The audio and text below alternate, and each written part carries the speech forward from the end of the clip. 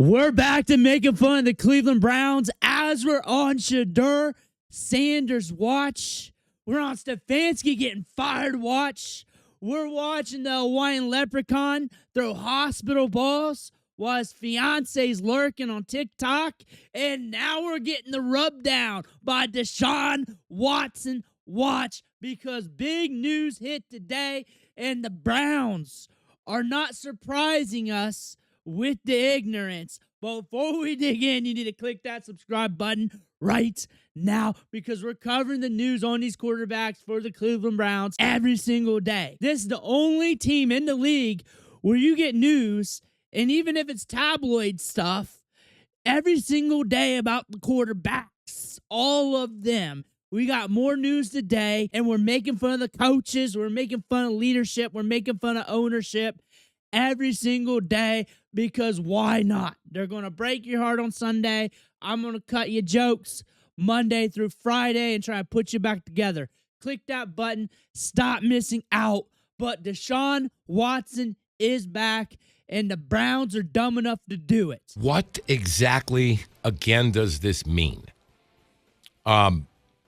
He can now practice with the team? Correct. And the Browns have 21 days to activate him off of PUP. If they don't, he's out for the season. If they do, he's on the active roster and he could play. Okay, what is the point of doing this? Do they want to play him or not? I think they feel obligated if he's ready to practice. They feel obligated to let him practice. But there's still another step that they would have to take, which is actually activating him in order to get him back on the field to play. If you didn't miss it, the Athletic dropped the mock draft today, and they had the Browns trading up with all their first-round ammo to get Fernando Mendoza. Are they going to trade up for a quarterback in this year's draft? Are they going to make that move? You would do the 2 number ones and the 2 for Mendoza right now. You're leaning that way. Right now, I would say yes, but yeah, I might have a different answer at the Combine. I honestly think that the New York Jets will overpay to get Mendoza, and there's no way the Browns can compete with what they have. So I don't think Mendoza is reachable, to be honest with you, for the Browns, because the Jets will do it. They have 5 number ones over the next 2 years, and they'll do what it takes. You better push Shedeur Sanders to see what you have right now. You better push him. You know what you got in Watson. You know what you got in Gabriel. And now you might have to make an investment now in a quarterback in the draft, and you don't know what you got. This team lost for 2 straight years to get Baker Mayfield number 1 overall. This team then turned around and gave $230 million guaranteed to Deshaun Watson. This team then stockpiled picks in round 1 for next year and still took 2 QBs, one of which was a lottery ticket in this year's draft. They're more desperate than any team out there for quarterbacks. If you don't think that they're taking a quarterback next year, as of right now, you are lying to yourself, guys. You're just lying to yourself. They are going to do I think they'll do whatever is necessary. If Shedeur Sanders doesn't turn it up and look like he's the franchise quarterback, which, again, to a lot of people, to the Shedeur fans is a bad thing because that means they're going to keep Kevin Stefanski because you're going to win games over the next 5 games. The anti-Shedeur fans, the Browns fans, who are maybe annoyed by Shedeur fans jumping in on their football team and all the other things, you're just afraid to take a quarterback because this team has failed with so many different quarterbacks before. We are all gun-shy on taking a quarterback. And by the way, that's fair. I'm terrified to take a quarterback, but I just know they're going to do what's necessary. Dane Brugler, the Athletic, he just posted his latest mock. He has the Browns trading their Jacksonville pick and trading up and going after Fernando Mendoza, number 1 overall, with this Tennessee team, if I'm not mistaken. And I'm going to tell you guys know this owner. You know this football team. I'd be willing to say it ain't just going to be the Jacksonville pick. It'll probably be even another pick coming up in this upcoming draft. And I wouldn't put it past them to give up the first-round pick in 2027 to make sure if they love a guy that much, this team is going to do what's necessary. And it's for the reasons that I just said. I've just resigned myself to the thought that they're going to take a QB, and you better get ready for it. Or you better hope, if you don't like Shedeur Sanders or you love Shedeur Sanders, you better hope hope he balls out and makes Cam Ward look unplayable on Sunday, and then he continues to do it the next week and the next week and the next week and the next week. Another thing about cleaning house is it might bring up the scenario where you get a new coach in and he looks at all these players, Shedeur and Dillon Gabriel especially, and Deshaun Watson, be like, they ain't my guys. I got to bring in my guys. I got to bring in my quarterback. I got to draft my quarterback. I can't be coaching with the Stefanski stank. I can't blame him when you look at Stefanski, but that's something to pay attention to. That's why we got to get a rolling. Especially if they move on from Andrew Berry and Kevin Stefanski, I think. I think it's going to be very, very, very difficult for them to say, yes, he's our guy going into next year. The only thing that I think you can do is win games, which, okay, he's 1-1 as a starter. You can win games, all right, take yourself out of the running for one of the top guys going into next year, and he's got to play exceedingly well during that time. Because as a guy who's a later round draft pick, no matter what fans think of him, because I look and I go, guys, he's definitely not playing like a 5th round draft pick, but he's not playing like a 1st round draft pick. And because you're not playing like a 1st round draft pick, I think that there's going to be a lot of things where it's just going, we got to move on. We're going to move on to something more competitive here because this isn't a preschool. We got to get going. And I just don't think he's going to have enough time to prove himself that way. Again, guys, I hope I'm wrong. I'd love to not have to worry about this position any further than this year, but I think we're in this quagmire here, and I don't think it's going to end necessarily great. This week is a big opportunity for him because after this week, it's back to normal. Yes. It's normal kind of healthier NFL defenses for 3 weeks, because you've got Tennessee this week, and then after that it's Chicago, Buffalo, and Pittsburgh week 17. We'll see how healthy they are, but it's still Pittsburgh. So this will be it. This will be the last opportunity to really feel comfortable, because I do not think he's going to be comfortable at all against the Bears. I think that game could be a train wreck. Unless he just starts to, it all starts to sink in. Is 5 I want everybody to be honest with each other. Is 5 games enough? 5 more games. That means he'll have 7 altogether. But is 5 more games enough for it's a yes? Is there anything that they can really do? He would have had. The only way it's he will a have yes. to be superhuman over these next 5 games and overcome so much. Yeah, he has to overcome so. They're playing musical linemen. More on that coming up later on, because again, it just doesn't make sense. Something about it doesn't make sense. I'm not trying to make sense of it. They're playing musical linemen. Wide receivers aren't that good. They're definitely off on the different page. Jerry Jeudy has just started his complaining. There's so many. Their special teams put you in a terrible position. By the way, I mean you're starting drives at your own 5-yard line, for crying out loud here. There's so many things that are going against you that he has to overcome. And if you fire the coach and the general manager, I think they're just going to, we love to do different philosophies here. I think they're just going to wash their hands of everything. Shedeur has gave you some signs of life. He has showed you some promise. He has shown you that he's developing, that he's getting better. What would this look like with a full off season, with a full training camp? Maybe some competition for the job. Maybe even that. What would that look like? None of us have seen a transcendent player when it comes to Shedeur Sanders. Not yet, at least. And maybe at the college level you saw it, but I think in the NFL, you're obviously still missing that aspect of it. I think he's played fine the last 2 weeks, but it hasn't been incredible. But there's flashes of things that you like. There's looking around and thinking, all right, well, he's running the offense at a decent clip. I don't think it looks god-awful while he's actually given an opportunity to succeed. It's not incredible. He looks like a rookie quarterback that's making mistakes on a not-so-good offense. I just don't think him and Kevin are necessarily tied together for a ton of reasons, nor do I even think that might be Shedeur's best opportunity to succeed. Obviously, he plays well this year.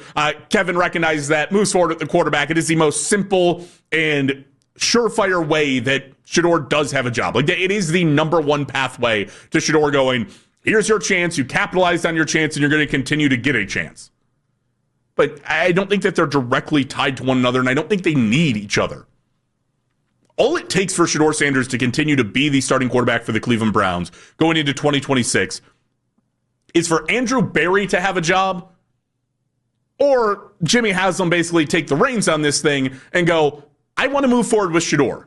Whoever we bring in here, whoever's going to be here, is going to move forward with Shedeur. That's the bottom line.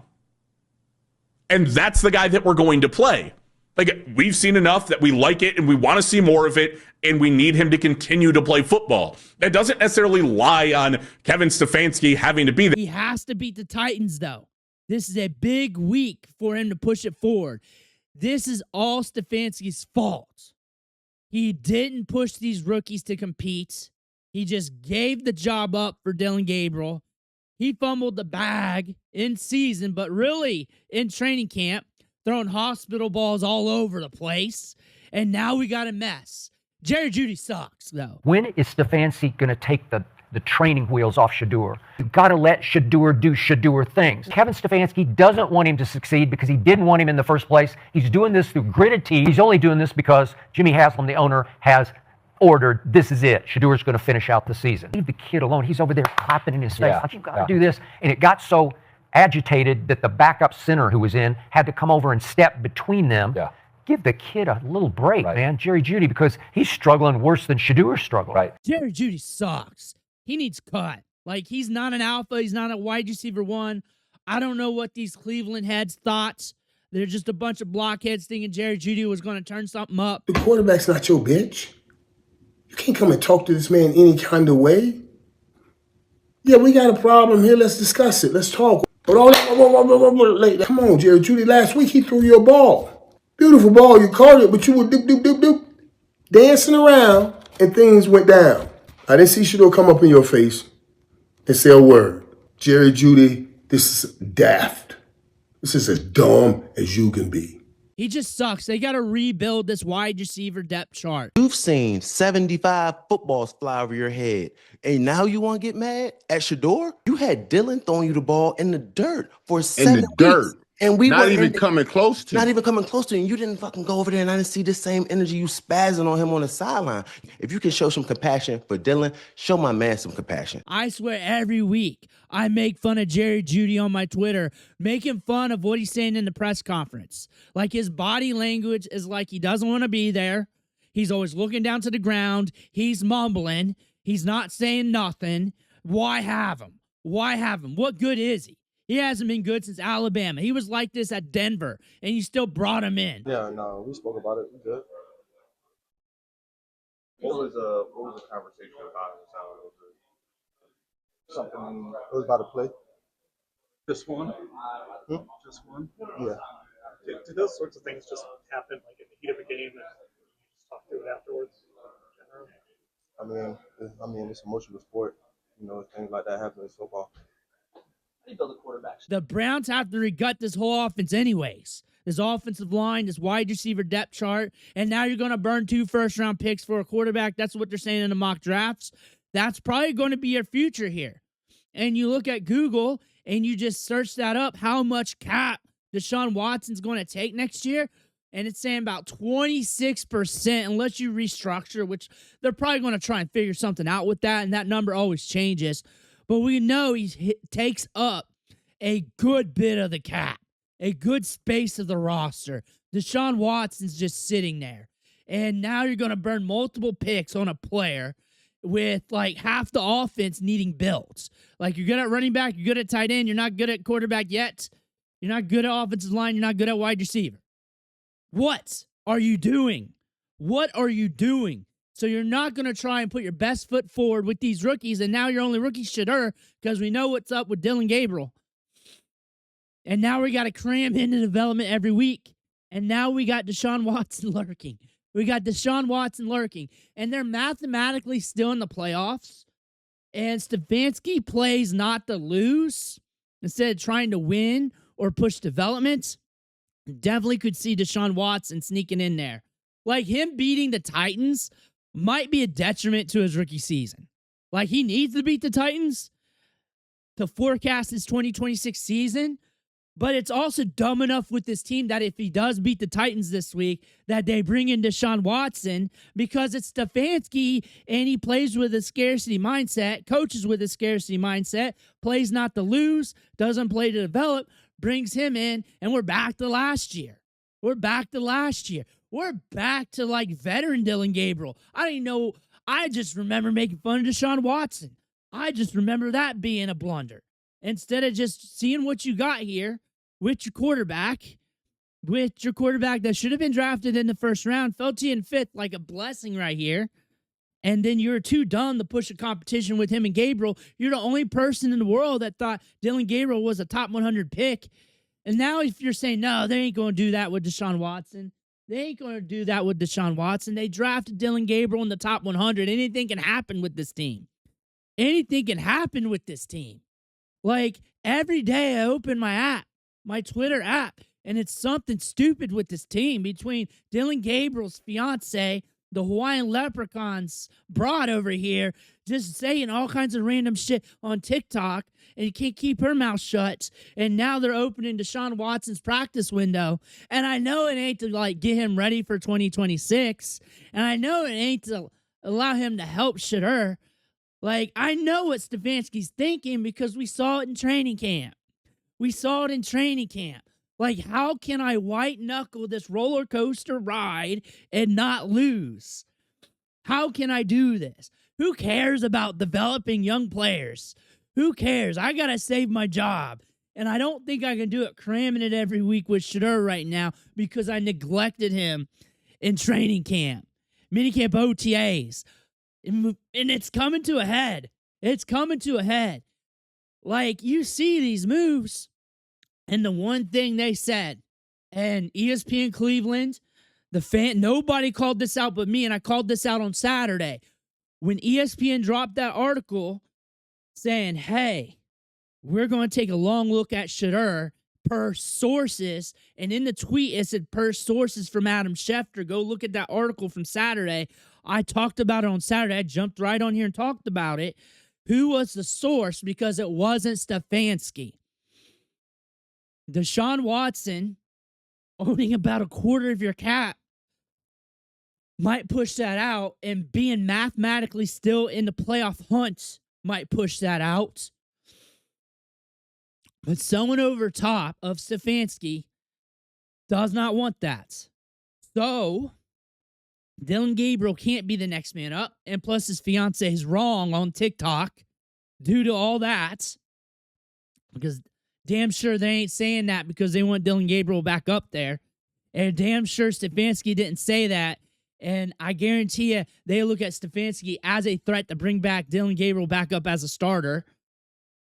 And it got leaked. So who would leak it? Because Barry's not coming up doing conferences or anything. He's pretty quiet when it comes to that. Paul D. Podesta was my guess. Like him talking to Barry, him talking and be like, hey, ESPN, da-da-da-da-da. Like something like that. Haslam's doing his thing. Haslam is just running around. But you look at this team. You look at this team right here. And you're talking about building for the future. So unless Deshaun Watson magically becomes Houston Texans Deshaun Watson, which is long ago, coming back from a devastating injury, unless that happens, and you look and you got to burn multiple firsts to get to your quarterback because you stand pat, you're looking at QB2. You beat the Titans, you're looking at QB2, QB3 in this draft because you're going to fall a little bit more in the draft order. That being said, you're going to have to use your ammo, and it would be up for probably Mendoza at the top. And it's probably going to be more than those two firsts. And you're not going to see what you got in Shedeur. Like him winning or losing to the Titans now. I don't know if anyone's called that out, but if he beats the Titans, he might be screwed. They're still in the hunt, and Stefanski's going to Stefanski. He loses against the Titans, and they may be like, okay, he didn't play so well. We may have to look at this quarterback in the draft. He's kind of in a sandwich right here, and I told you back in May that the Browns were going to mess with him. I got called a hater for that. I looked at that, I was like, man, the odds are against him. Man, the odds are against him because I was excited going in the rookie camp. I was excited because I was like, okay, you drafted Gabriel in round 3. You must like him a lot. I had him as a late rounder. It was a surprise pick to me. And you got Shedeur in the 5th round. That's a blessing. That's a blessing. I think you see this as a competition because why would you bring in so many quarterbacks? That doesn't make sense. Talking around with like high school football coaches stuff in the area, they agreed that didn't make sense having so many quarterbacks. They don't keep attuned to the NFL, but they manage quarterbacks on their level, and it doesn't make sense, especially with practice reps and all that. They didn't do it.